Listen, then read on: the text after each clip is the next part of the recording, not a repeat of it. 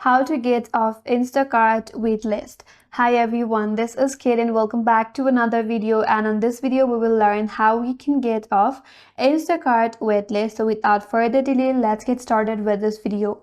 So in order to get off your waitlist on Instacart, you can contact to their customer support on Instacart.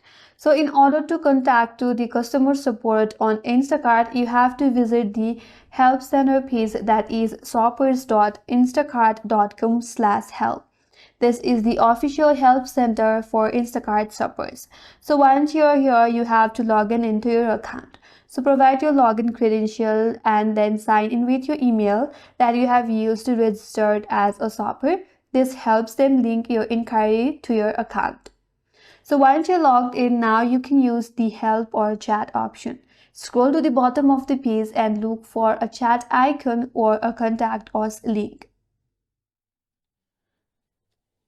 Now, under the Contact Us section, you can politely explain that you're on the wait list and you want to check your status or ask if nearby areas have openings.